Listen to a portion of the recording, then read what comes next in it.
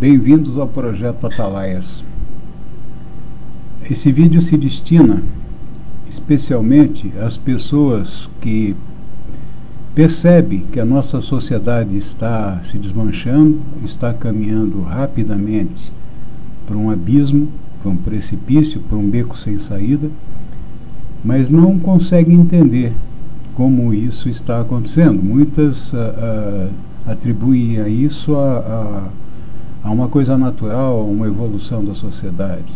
Na realidade não é assim. Isto é planejado, isto é efeito de uma política aplicada pela esquerda sobre a cultura brasileira. Não só brasileira, isso acontece no mundo inteiro. Mas então nós vamos primeiro abordar o pensamento de Antônio Gramsci. Antônio Gramsci foi o fundador do Partido Comunista Italiano, tentou a Revolução Armada e se deu mal. Passou anos encarcerado e na prisão ele teve tempo para pensar, para analisar por que falharam e propor uma outra maneira dele chegarem ao poder. Essa maneira nós chamamos de marxismo cultural, e ela busca a hegemonia sobre o pensamento da sociedade. Ela busca criar uma nova cosmovisão em substituição da antiga. E ele descreve passo a passo a forma de conseguir isso. Num segundo pedaço desse mesmo vídeo, nós vamos abordar uma ferramenta desse movimento, desse marxismo cultural, que está sendo usada na América Latina. É o Foro de São Paulo. Ele foi criado por Fidel Castro e Lula há 20 anos atrás. O marxismo cultural é mais antigo e está sendo aplicado no Brasil desde a década de 60.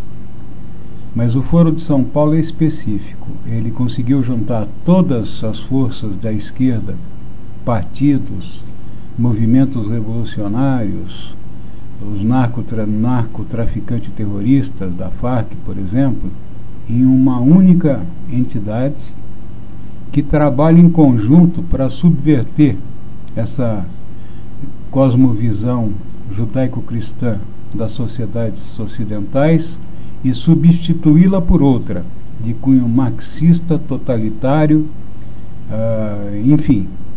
Vamos deixar para quem entende mais do que eu, para quem tem mais autoridade para falar a respeito, no segundo pedaço desse vídeo, que é a senhora Graça Salgueiro.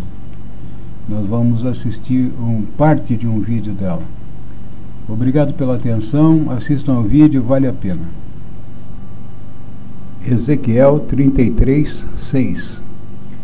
Mas se quando o atalaia vir que vem a espada, e não tocar a trombeta, e não for avisado o povo, e a espada vier e levar uma vida dentre eles, este tal foi levado na sua iniquidade, porém o seu sangue requererei da mão do atalaia.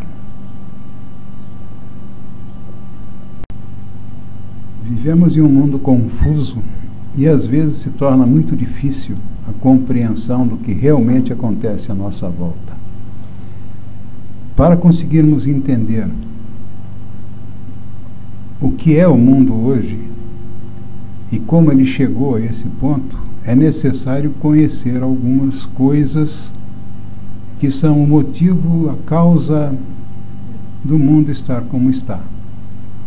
Uma das coisas que nós temos que conhecer se queremos entender a nossa realidade hoje, e tudo isso que acontece, essas modificações na nossa sociedade, a perseguição aos cristãos, a destruição da família, é necessário que conheçamos de cara, como primeira coisa, o pensamento e a obra de Antônio Gramsci.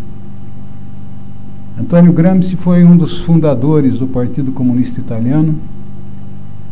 Eles seguiam a linha marxista e tentaram a revolução armada e se deram mal. E Gramsci ficou preso muitos anos, sendo libertado só pouco antes da sua morte. E ele teve muito tempo para pensar no porquê eles tinham falhado. E o fez com muita exatidão. Eu vou resumir em poucas palavras o que Gramsci disse, tá? O que ele pensou. Ele chegou à conclusão de que era impossível implantar o socialismo numa sociedade ocidental cristã sem antes destruir os 3 pilares que o sustentavam, que era a filosofia, a religião judaico-cristã, a filosofia grega e o direito romano. Ok? Então, vamos dizer, partindo disso, nós vamos falar um pouco do que ele pensou e do que ele recomendou como métodos para conseguir destruir a sociedade atual e substituí-la por uma nova, uma sociedade totalitária, comunista, ou, para quem preferir, socialista. Na realidade dá no mesmo, tá? E vamos ver então como ele pretendeu fazer isso.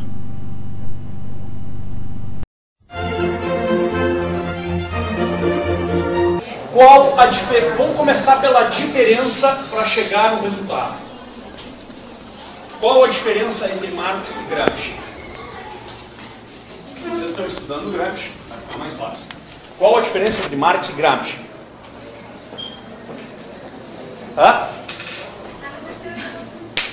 Prestem atenção.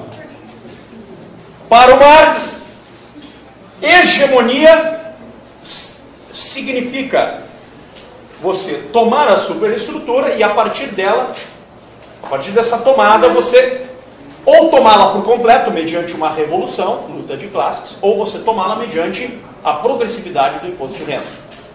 Ficou claro isso? Agora vamos perguntar com o Gramsci. Qual a forma de entrar na superestrutura? Resposta? Limpem bem os ouvidos aí.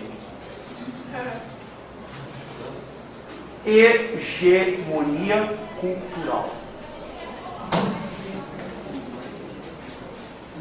Você tem que tomar a cultura de massas. Entenderam? E tomando a cultura de massas, você cria o conjunto das condições que formam não a posição econômica do desgraciado, desculpa o termo, na sociedade. Mas é mais importante do que isso. Segundo Gramsci, você forma o conjunto das condições da imaginação desse ser humano na sua sociedade. Você dá a ele uma cosmovisão, uma visão do todo. E, portanto, você, de certa forma, totaliza a consciência desse camarada, para que ele se transforme num agente revolucionário, muitas vezes sem perceber. Estão entendendo? Ou de novo? Ou de novo? Segundo Gramsci, nós proletários, nós comunistas, nós herdeiros verdadeiros do grande Marx, membros do Partito Comunista Italiano, ci dobbiamo prendere il potere con le seguenti regole. Con le seguenti regole. Ci dobbiamo da fare un processo da presa del potere con le armi delle culture, stabilindo un'egemonia culturale sulla società civile. Allora,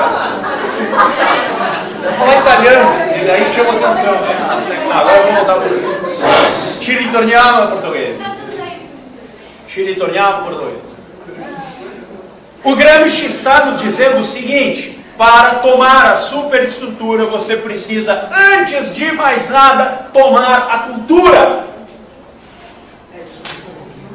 Porque se você tomar a cultura, você vai, durante um lapso de uma geração ou duas, ou até três, modificar a forma como as pessoas pensam. E modificando a forma como as pessoas pensam, você modifica o conjunto das condições reais as quais esses indivíduos irão agir. Querem um exemplo? E agora eu vou fazer de propósito, porque eu estou no último dia de aula. Vocês e eu somos cobaias da hegemonia cultural, segundo Gramsci. Vocês, não por culpa de vocês, muito longe disso, desculpem, vocês não têm outra saída senão essa. Vocês estão de mãos amarradas. Vocês moram num país chamado Brasil. No Brasil, praticamente 99,99% das editoras que lançam livros de filosofia e ciências sociais no mercado fazem o que nós vamos chamar, o que o Gramsci chama no Cadernos do Cárcere, volume 4, de seletividade editorial. O que é seletividade editorial? Simples! Os autores que contribuem, direta ou indiretamente, para a hegemonia da cultura e para a modificação da consciência social, segundo a lógica revolucionária, nós publicamos. E aqueles que são contrários à hegemonia, nós descartamos. Estão entendendo o que eu estou dizendo? Querem um exemplo prático disso? Então, muito bem. Vocês já ouviram falar em Michel Foucault? Já? Vocês já ouviram falar, vamos pegar qualquer um deles, Jürgen Habermas? Já ouviram falar em, por exemplo, Axel Honneth? Esse é menos conhecido. Tá bom. Vou dar só esses dois de exemplo. Agora eu vou dar um outro nome. Vocês já ouviram falar de Léo Strauss? Sim! Quando? Isso é um milagre. Quem é o professor de epistemologia? Excelente! Isso é um milagre, né? Vou dar outro exemplo. Vocês já ouviram falar em Eric Feiglin? Não, claro que vocês não ouviram falar. Por que o senhor está falando isso? Porque ele só foi publicado no Brasil recentemente. Oh my God. O Gramsci disse que para tomar a cultura você precisa selecionar quais livros entram no mercado e quais não entram. Só que o problema é o seguinte, quem vai selecionar? Você precisa de um grupo mobilizado. E esse grupo mobilizado é o que o Gramsci chama de intelectuais orgânicos.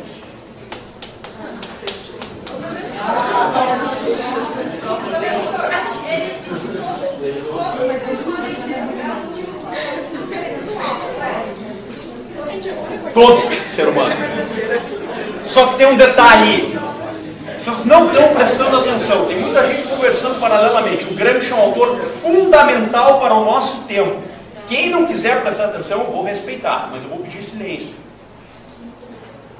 Porque ele é um autor importante. O Gramsci disse que é necessário que em toda a sociedade, antes de fazer a revolução, você tome a sociedade na sua consciência, através de uma coisa chamada hegemonia.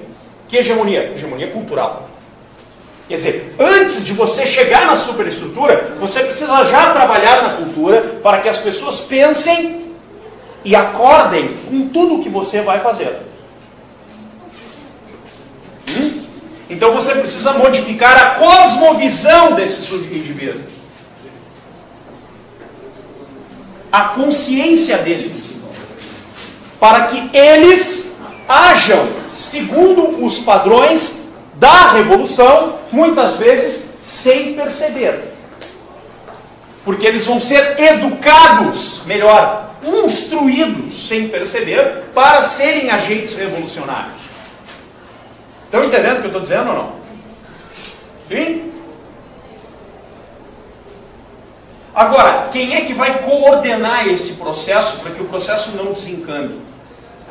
É um grupo. Que grupo? Daqueles que conhecem a coisa e estabelecem o projeto de tomada do poder e hegemonia e, ao mesmo tempo, coordenam as ações temporais concretas para chegar lá.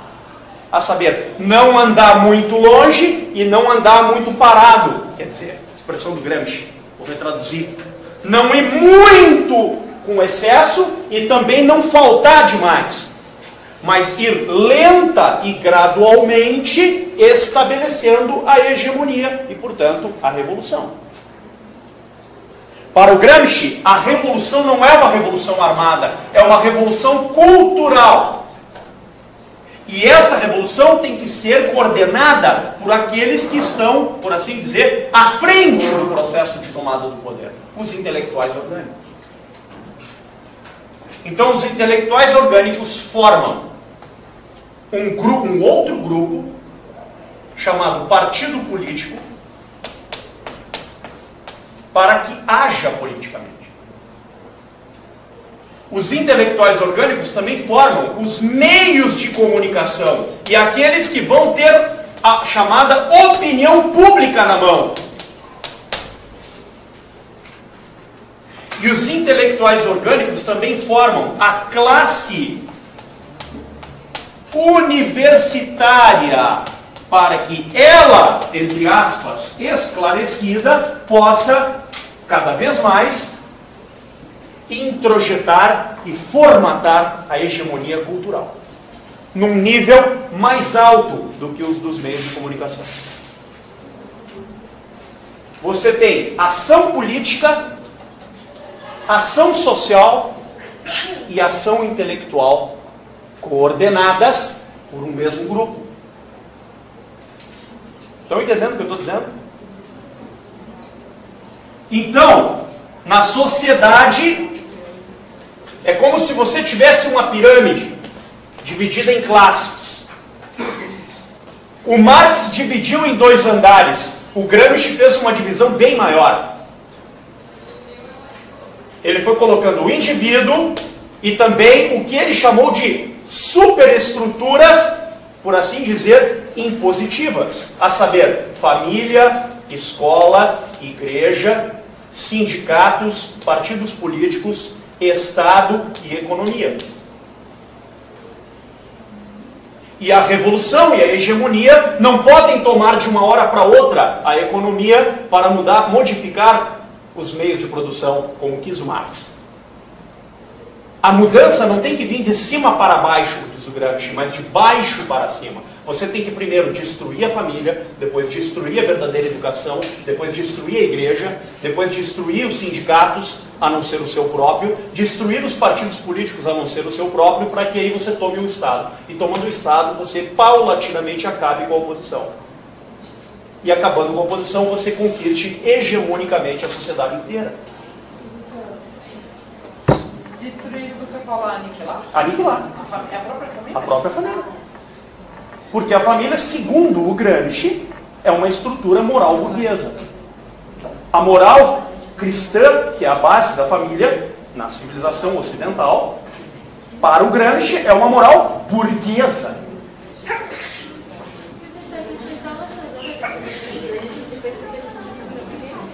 É uma superestrutura dividida mais em blocos, quer dizer. Tu diz de uma para outra, uma superestrutura impositiva. Quaderno de Descartes, volume 5. Pô, ainda lembro disso aí, hein? Deixa eu ver. Também os caras... Não vem ao caso.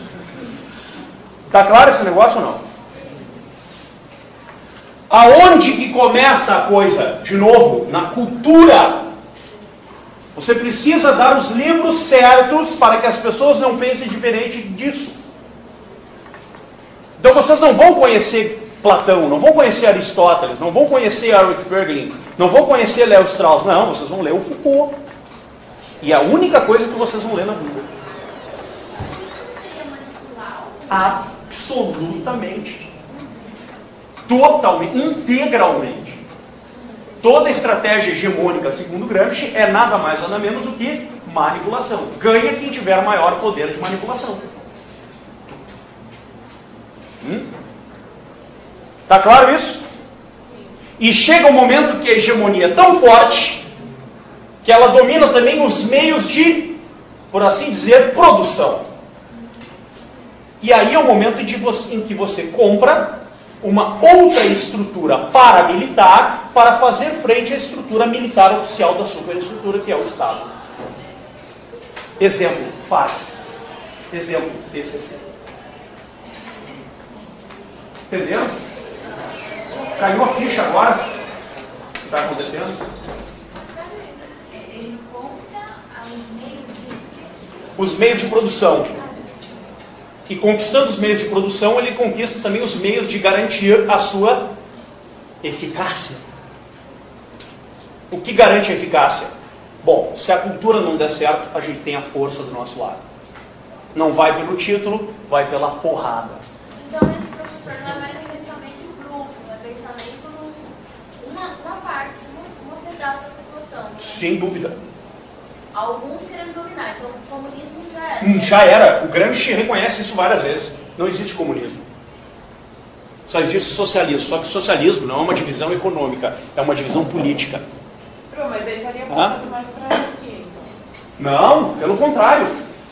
O Gramsci sabe que só tem uma saída. Que o Estado mantenha esse sistema de pé. Ele não quer destruir o Estado. Ele não quer chegar ao comunismo. Ele quer chegar ao socialismo científico. Só que por uma outra via, que é, vamos dizer, baseada na mesma estrutura marxista, mas dela diverge porque os meios são diferentes.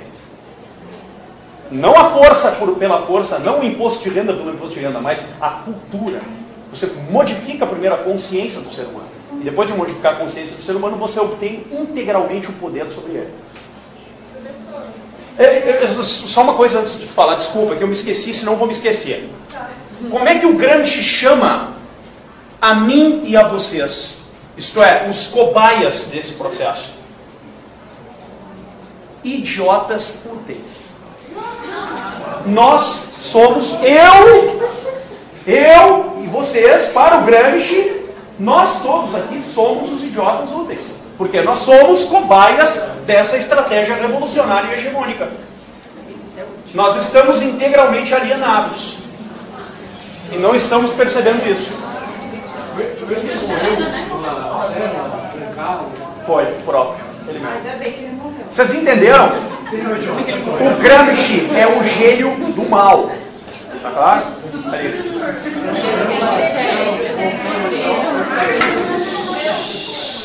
Não estou ouvindo nada. Você fala que ele segue a ideia de Marx por causa da teoria do Praxis, ele também segue? Isso é, essa é mais... Não, aí sim.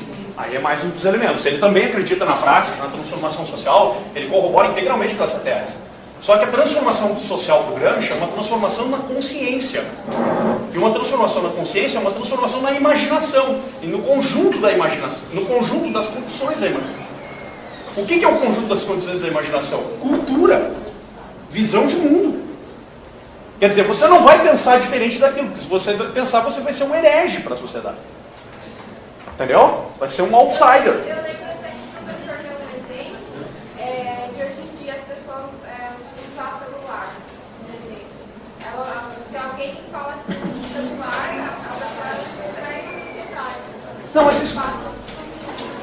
O exemplo é bem cabido, tá certo? Para você entender a coisa. Mas dentro dessa estratégia gramsciana, não, é insignificante. O que importa mesmo é projeto de poder. Entendeu? Quer dizer, todo partido que assume-se como um partido gramsciano é um partido que tem um projeto de poder hegemônico. Tá claro? É um partido, atenção, que se preparou para entrar no poder, não para sair do poder. Quem mais? É isso? Entenderam o Gramsci ou não? Sim. Muito bem. vocês quiserem entender de fato como se obtém o poder, vocês têm que ler o livro do Gramsci. É muito bom. É ótimo que leia. Bom, dito pouco a respeito da teoria gramsciana, exigiria uma análise muito mais bem elaborada da nossa parte. Isso aqui é só a introdução, de novo, ao pensamento do Gramsci. Eu vou entrar no terceiro autor e no segundo autor da tradição marxista, que é o Georg Lukács. Ouviram falar dele? Então vamos ver um pouquinho do Lukács.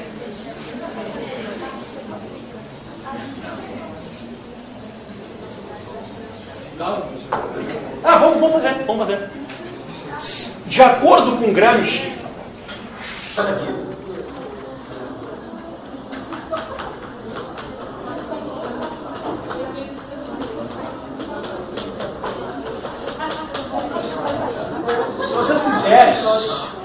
vocês quiserem, eu venho um sábado aí, entendeu? E aí dou uma aula só do Lucas.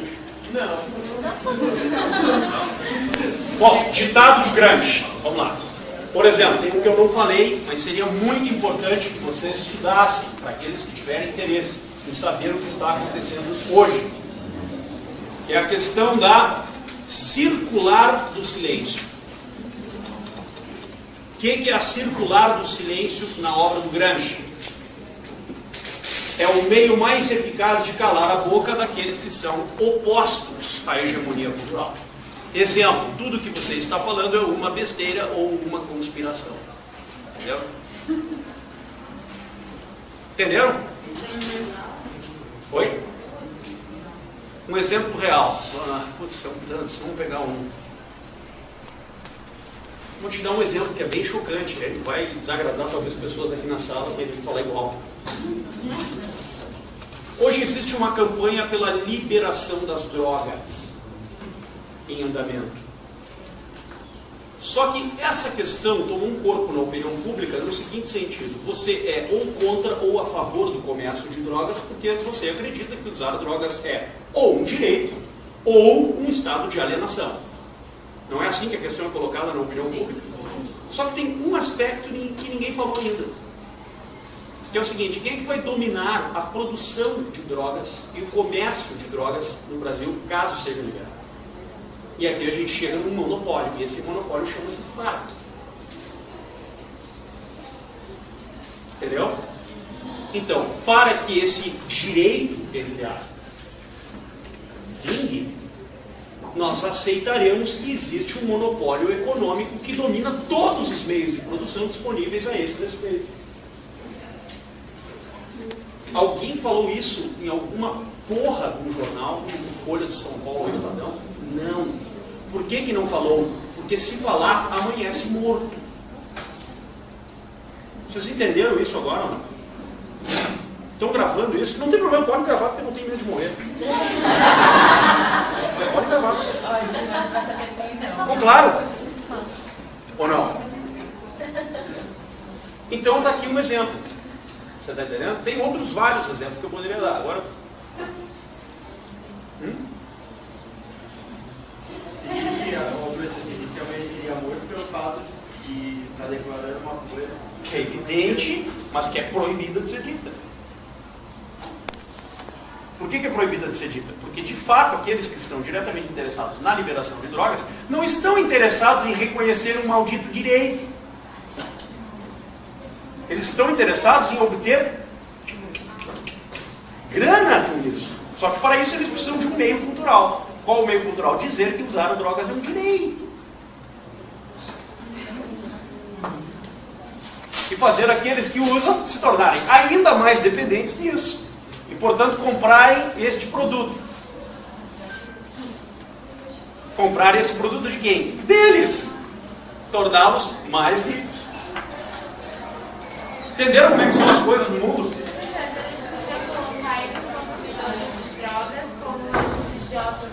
Ah, certamente. Certamente. Para eles, são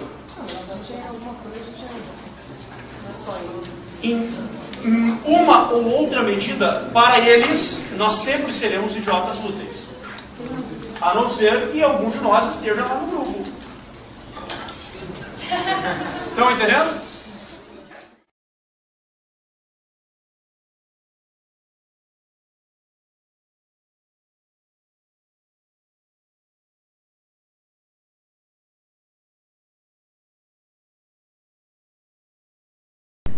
Agora que nós já sabemos quem foi Antônio Gramsci, temos uma ideia do que foi, do pensamento dele, do que ele recomendou que se fizesse como forma de implantar finalmente a revolução marxista, não pelo meio das armas, que ele chegou à conclusão que era impossível, mas através da mudança da cosmovisão da sociedade, através da hegemonia cultural. Então agora nós vamos tentar entender como isso tem sido feito na América do Sul, no Brasil em particular, e para isso eu vou recorrer a um vídeo de uma senhora que há anos se dedica a pesquisar esse assunto, pesquisar o Fórum de São Paulo, pesquisar os seus fundadores, pesquisar o que eles têm conseguido fazer na América do Sul e no Brasil. Essa senhora chama-se Graça Salgueiro, e eu recomendo que vejam o vídeo até o fim, porque realmente traz uma carga bastante grande de informação.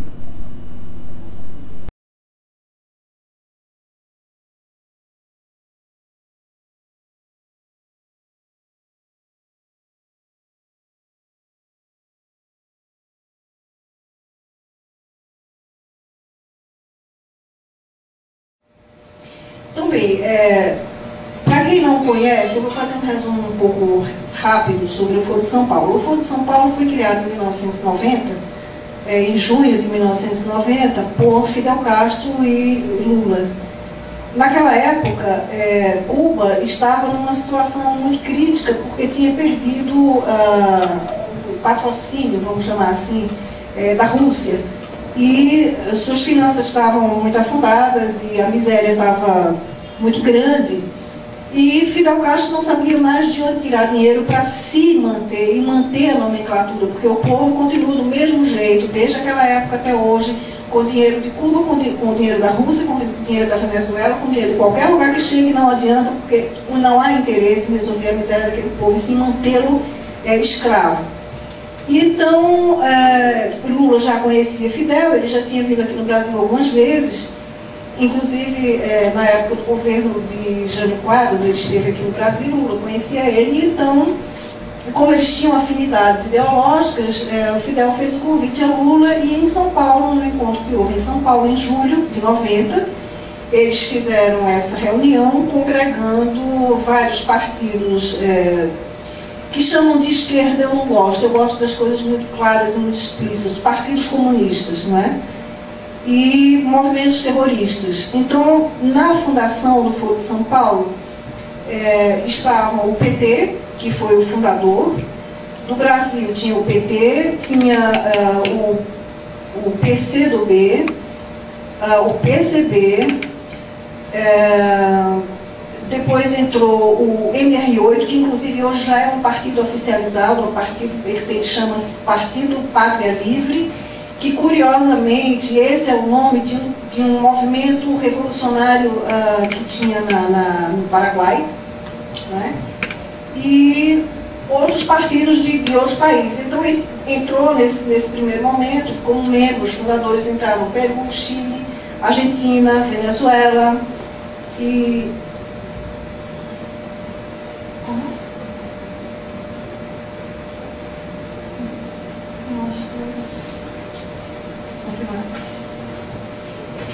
E entraram, foram também participantes desse primeiro encontro, movimentos terroristas como, por exemplo, as Farc e o ELN da Colômbia, o MIR chileno, movimentos terroristas da Nicarágua, de El Salvador, enfim, juntaram movimentos terroristas que também são comunistas. Isso é uma coisa que é preciso ficar muito claro. Normalmente se costuma dizer as Farc são um movimento narcoterrorista, mas não é só narcoterrorista. O fundamento das Farc é o Partido Comunista. Eles vêm da JUCO, que é a Juventude Comunista, e do próprio Partido Comunista Colombiano. Foram esses dois coisas que fundaram as Farc, e elas permanecem com doutrinação comunista até hoje. Então é um movimento comuno-terrorista, comuno-narcoterrorista. E todos esses outros movimentos terroristas são comunistas, então eles estavam todos assim irmanados nesse objetivo. E qual era o objetivo de Fidel Castro com esse grupo de organizações? Reconquistar, segundo ele mesmo diz, reconquistar na América Latina o que perdeu-se no leste europeu, porque isso aconteceu justamente com o fim da União Soviética, não é? Quando acabou-se a União Soviética e aqueles países satélites começaram a se tornar independentes outra vez. Fidel Castro tinha perdido aquela coisa lá, e ele não podia ficar sem nenhum respaldo, então ele resolveu refundar isso aqui na América Latina. O objetivo dele é exatamente criar uma União Soviética aqui do lado de cá, no nosso continente. Então, desse primeiro encontro, como aconteceu em São Paulo, passou a chamar-se Foro de São Paulo.